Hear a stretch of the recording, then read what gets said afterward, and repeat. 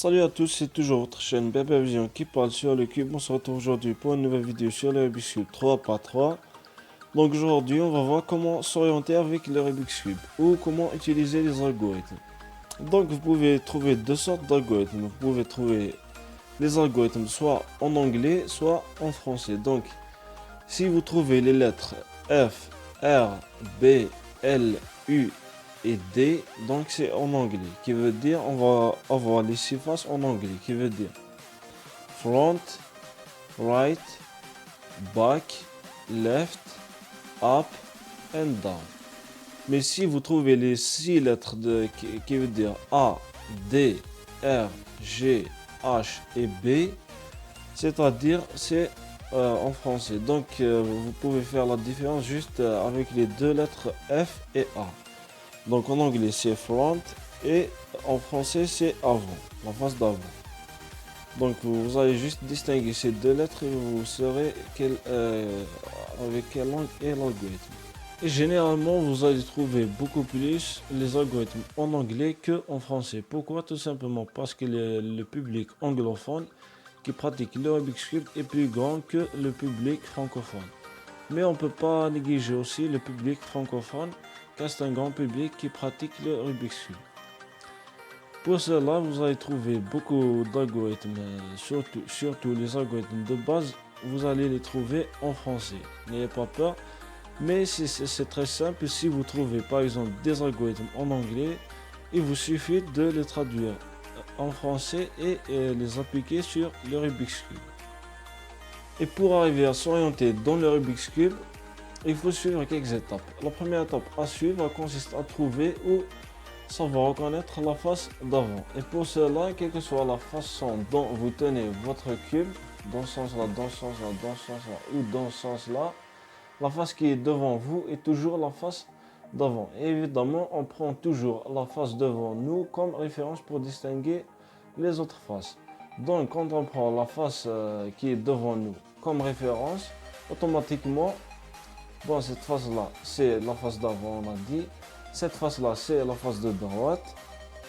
Cette face-là, c'est la face de derrière. Cette face-là, c'est la face de gauche. Celle-là, c'est la face d'en haut. Celle-là, c'est la face d'en bas. Et logiquement, on peut faire bouger les six faces. Donc la face d'avant, on peut la faire bouger dans ce sens-là ou dans le sens contraire.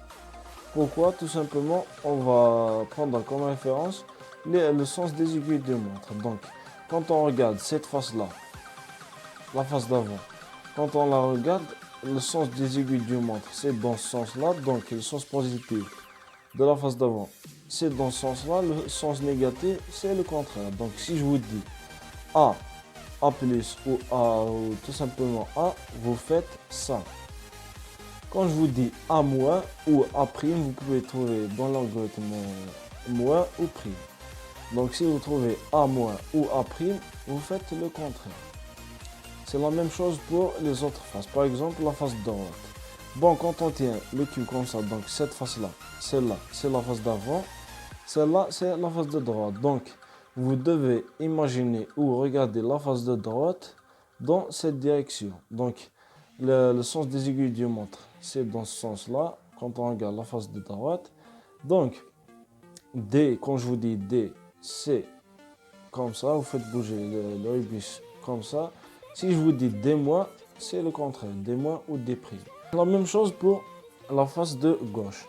La face de gauche, on va la regarder dans cette direction-là. Donc, quand on la regarde dans cette direction-là, donc le sens des aiguilles de montre, c'est dans ce sens-là. On déduit que G-, G, c'est dans ce sens-là. Et quand je vous dis G-, c'est le contraire.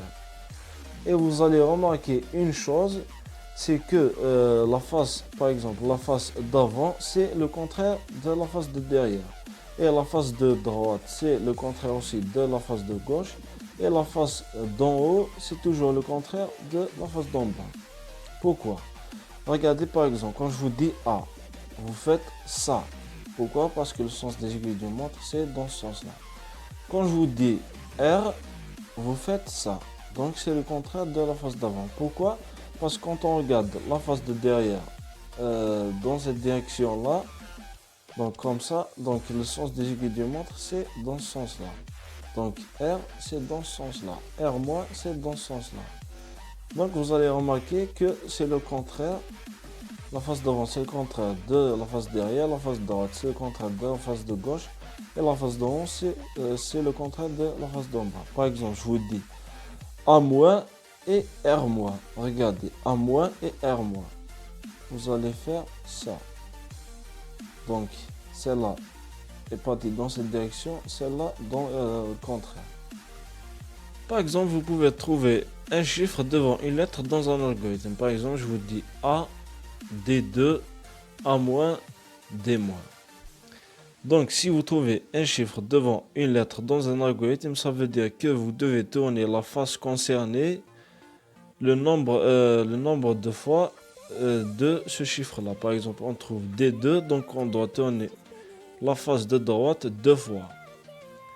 Ou autrement, on va tourner la face de droite d'un demi-tour. Mais vous pouvez pas, par exemple, vous pouvez pas trouver D2 moins. D2 avec moins. Pourquoi? Parce que c'est le même résultat dans les deux sens. Par exemple, je vous dis D2, c'est dans ce sens-là. Et quand je vous dis D2 moins, vous allez le faire dans ce sens-là. C'est toujours le même résultat qu'on va avoir.